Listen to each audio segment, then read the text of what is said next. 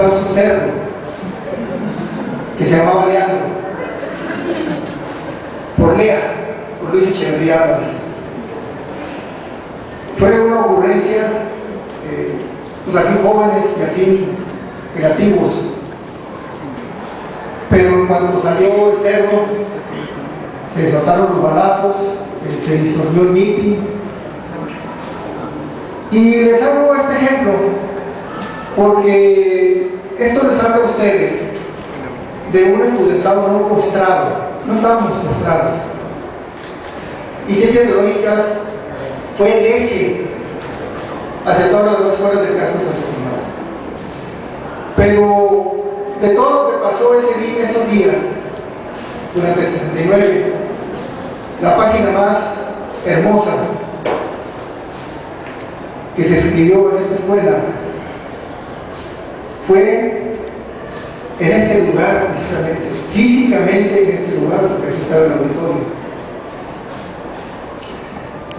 Voy a detenerme a detallarles un poco y ya casi con esto voy a terminar mi intervención para dar lugar a que se hagan preguntas y para que luego intervenga Gaisca o quien más quiere intervenir, ¿verdad? Yo le pedí a Gaisca que él hablara a grandes rasgos de cuál habría sido la proeza de los estudiantes de ciencias biológicas en relación con los estudiantes de la prepa popular en 1979. Bueno, un día de principios de marzo nos quedamos como unos 20, 30 compañeros del comité de lucha trabajando en el local que estaba en lo que se llamaba el Acuario. Como a las 2 de la mañana, cuando ya íbamos de salida, estaba un pizarrón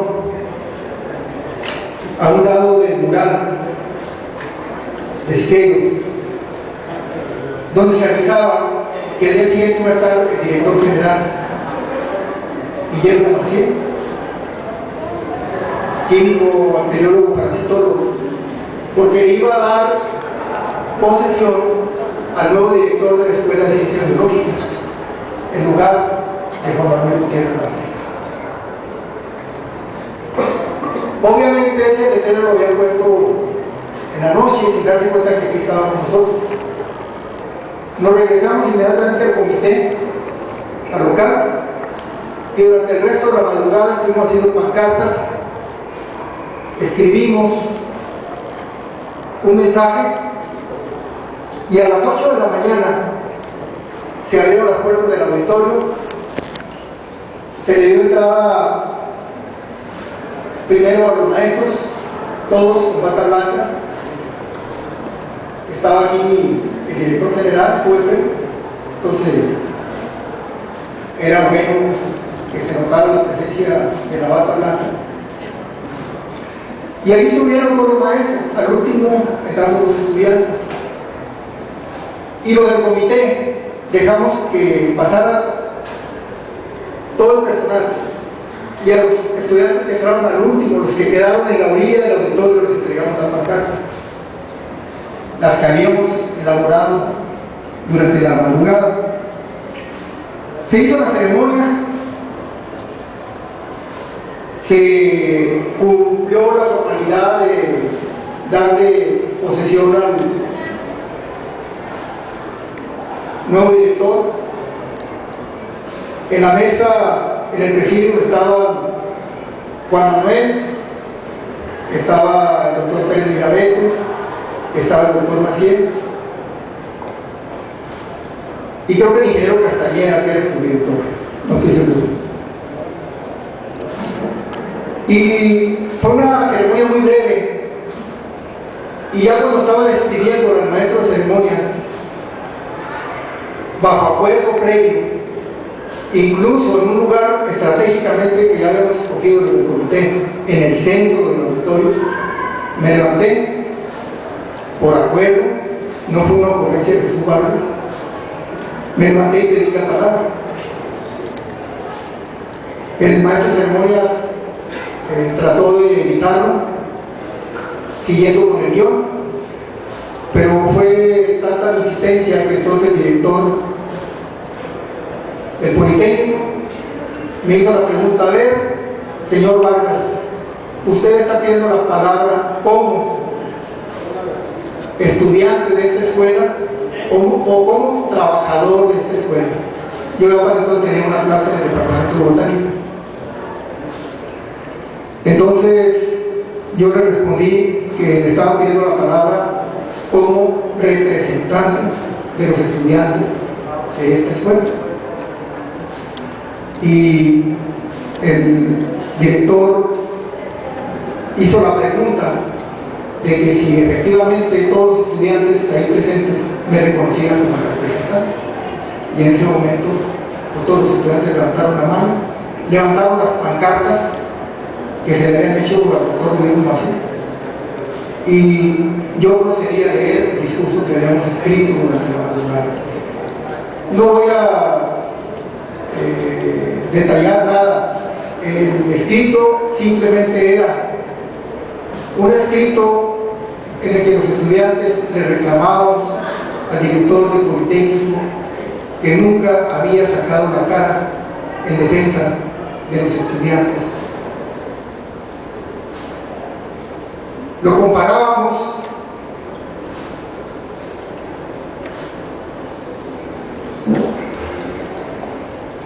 con Barrosierra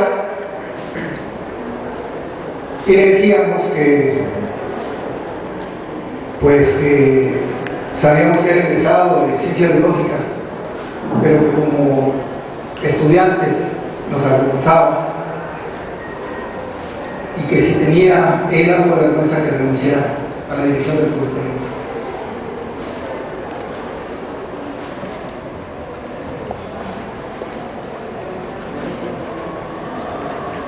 Fue una guerra muy dolorosa para los maestros. Hubo maestros que lloraron ese día, porque realmente le tenían un respeto muy grande al doctor Macé. No les exagero, varios maestros lloraron y los odiaron, por supuesto. Se rompió definitivamente ese vínculo que nos había unido durante el movimiento, pero no podía ser de otra manera. Los estudiantes no sentíamos ese apuro que tenían los maestros de regresar a la normalidad. Los estudiantes queríamos seguir hasta donde fuera necesario. Durante 1970,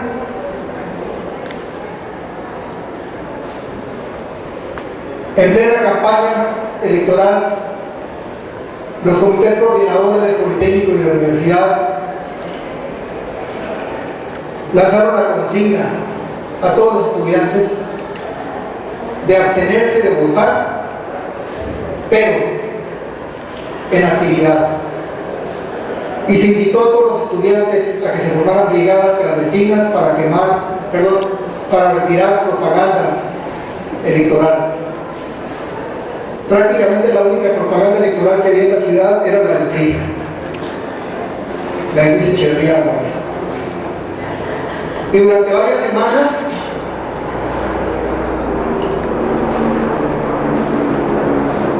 estudiantes del Politécnico, de la universidad,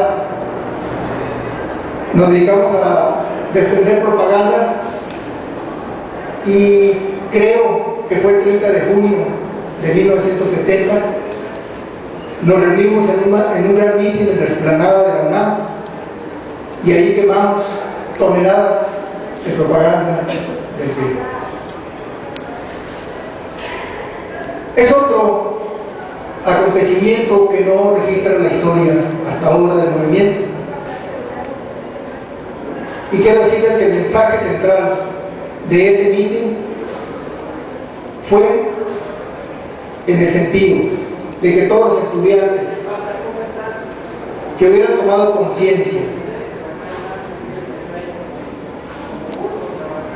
de la situación de México y que hubieran decidido seguir en la lucha, que abandonaran las escuelas, y que se incorporaran a las fábricas, a las colonias populares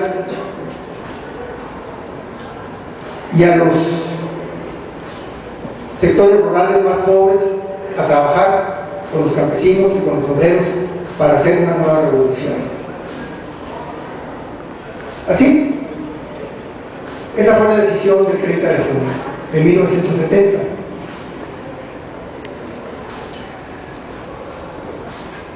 En los años siguientes surgió un gran movimiento guerrillero, muchos estudiantes efectivamente se integraron a fábricas,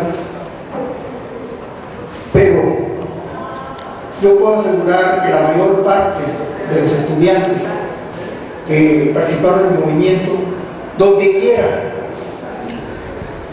a donde quiera que llegaron con un mensaje de cambio.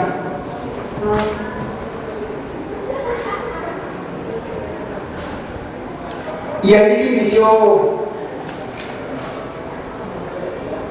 la década en condiciones muy diferentes a las que habían prevalecido antes de 1968. Yo no acepto, como estudiante del 68,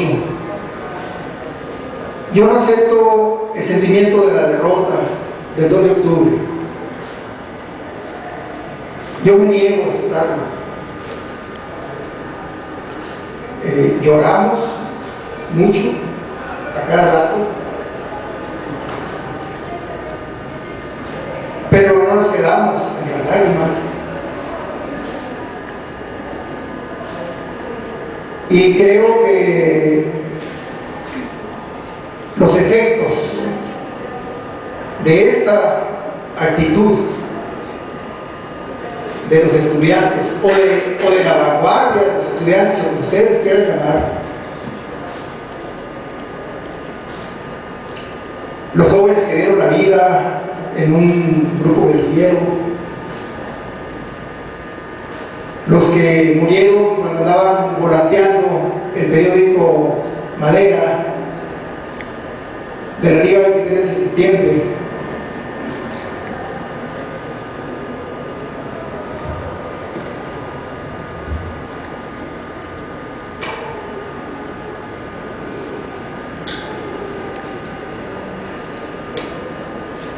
todos esos estudiantes, yo creo que representaron pues lo que seguía. Pero lo que pasa, yo se lo digo como un investigador de la historia, lo que pasa es que nuestra vida es muy fugaz. 60, 70, 80 años es una chispa, y en la historia no cuentan los años así. En el futuro, cuando se habla de 68, no va a haber un rompimiento entre el 68 y probablemente el 2012. Al menos yo así lo espero. Yo espero que el 2012 represente la misma parte de un ciclo que se inició en 68 y que transcurrió hasta el 2012 y hacia adelante, y que finalmente estos últimos 44 años forman parte de un mismo segmento. Los biólogos entienden perfectamente los segmentos, ¿verdad?, los animales, o sea, cómo están segmentados. Entonces 68 no es un segmento separado del 2012, 68 es un segmento que forma parte del 2012 y que probablemente el 2012 va a representar una nueva etapa dentro de ese segmento con el triunfo del Manuel López Obrador. Y o sea, a lo mejor no, y será hasta el 18, pero la historia se vive de una manera como la vivimos cada uno de nosotros en nuestra vida. Creo que eso es muy importante y pues quisiera que lo reflexionaran. Después de 1971, del 10 de junio, se viene una ofensiva contra las escuelas del Politécnico que seguían todavía organizándose. Biológicas se queda sin comité de lucha, se forma un vacío y desgraciadamente durante muchos años hay continuidad de ese vacío hasta la fecha, quizá, en términos de organización. A diferencia de la universidad donde hay una continuidad en mayor o en menor grado, en varias escuelas del Politécnico se rompe internamente esa continuidad, incluso se pierde lo que se había avanzado en cuestión de democracia estudiantil.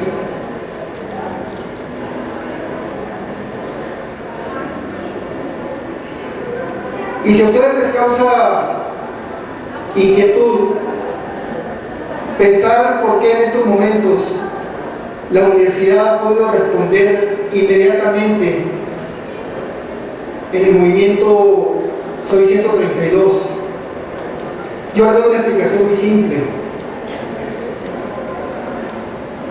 Después de 68, muchos estudiantes se convirtieron en maestros universitarios de los SH, y los SH, sus primeras generaciones, fueron a su vez semilleros de otros maestros. Entonces, todo ese mensaje democrático, todo ese mensaje libertario, tuvo una continuidad en la universidad. En el Politécnico no. Con muchas dificultades, escuelas como físico-matemáticas, como la ECIME,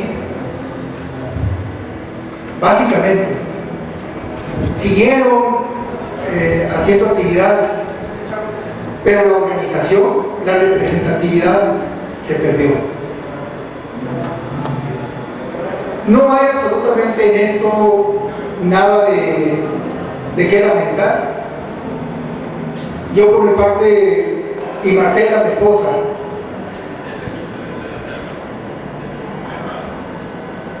estuvimos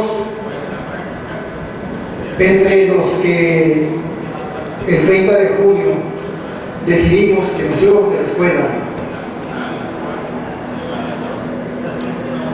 y nos fuimos, y no pudimos despedirnos de nadie, y al contrario lanzamos pistas falsas, porque en el grupo en el que nos integramos iban dos compañeros que estaban perseguidos por la Dirección Federal de Seguridad. Entonces nosotros teníamos que hacernos perredizos junto con ellos, y durante muchos años yo no volví, ni mi esposa, a la escuela. Y claro, la generación a la que habíamos pertenecido se fue en el 73, quedó aquí Miguel como maestra, quedó Arreguín, y quedaron otros compañeros pues como testigos de lo que ha sido el 78, pero Marcela y yo no regresamos. Primero por lo que les decía, pero después pues porque ya también a qué veníamos. Bueno, estoy mintiendo, sí vine algunas veces, vine a dar una vuelta por la escuela, porque la realidad es que yo nunca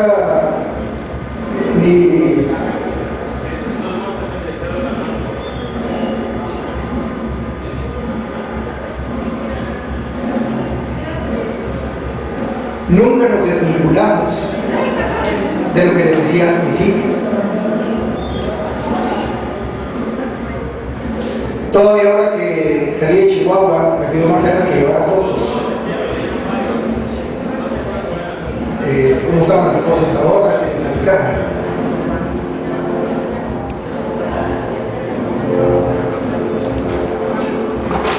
Y bueno, de alguna manera, este momento del país,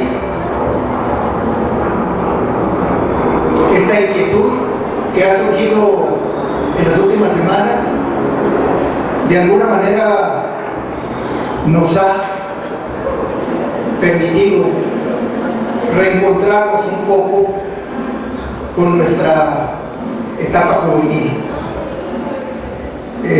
Ya nada más, ahora sí ya termino, que todas estas fotos que están aquí y otras las tomó Marcela. Ella era la fotógrafa del comité de lucha, y durante todo el movimiento con una camarita del papá, una camarita rusa, creo que era marca Zen, sí, ¿verdad? Una camarita muy modesta. Marcela se dedicó a registrar lo que a ella le parecía más importante, y muchas decenas de rollos estaban colgados en el local del comité de lucha, en el acuario, cuando entró el ejército. Y todos esos rollos, no les exagero si les hablo de 100 rollos mínimo, todos esos rollos se los llevó el ejército. Afortunadamente ella en su casa, por alguna razón, se había llevado como unos 12 rollos, y muchos años después, pues yo creo unos 20 años después, los encontró en el closet y los mandamos imprimir las fotos. La mitad ya se había echado a perder, pero la otra mitad logramos rescatarlas, y de ahí salieron todas estas imágenes. Casi todas son de ciencias biológicas. Y bueno, pues,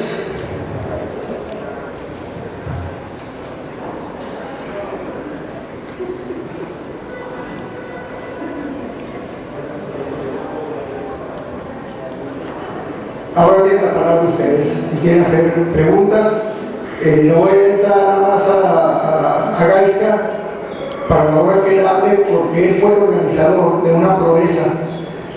Esta escuela, después del 68, organizó prácticas de laboratorio para todos los estudiantes de la preparatoria popular. Eran más de 500 estudiantes que ni en sueños se imaginaban que iban a tener una práctica de laboratorio, con microscopios, con reactivos, con cortes, con disecciones. Pues Gaisca fue el héroe que organizó a decenas de estudiantes que, sin el apoyo de ningún maestro en clase, sin la vigilancia, sin el tutelaje, fácilmente 50, 60 estudiantes de aquí en la escuela, sábados y domingos en la mañana, de las 8 de la mañana hasta las 3, 4 de la tarde, le daban práctica durante un semestre a todos los estudiantes de la prepa popular. ¿Y por qué hablar de eso si estamos hablando de política? Bueno, porque para mí es tan heroico eso,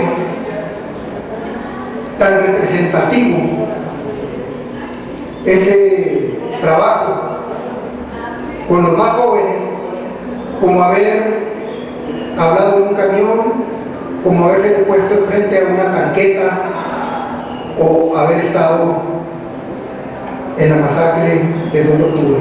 Creo que habla en toda la medida de los estudiantes de ciencias biológicas.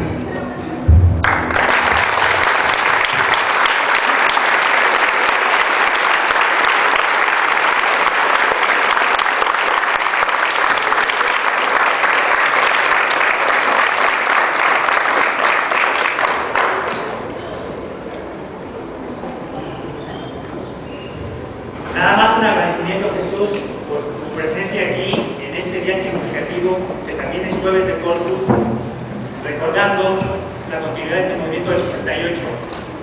Yo nada más te quisiera decir que tú eres como lo que dice esta consigna, ¿no? Por los caídos en el 68 y en el 71, no solo un minuto de silencio, sino tú eres la personificación de toda una vida de lucha, y creo que es muy afortunado que nos estés aquí platicando para que levantemos la conciencia de nuestros alumnos de que esto continúa, ¿no? Hay que seguir defendiendo la educación pública, y como dice esto, ¿no? La comunicación, la ciencia nos hará libres, ¿no? El conocimiento nos hará libres. Entonces, a exigir que tengamos el acceso a la educación, todos, campesinos, obreros. Muchas gracias.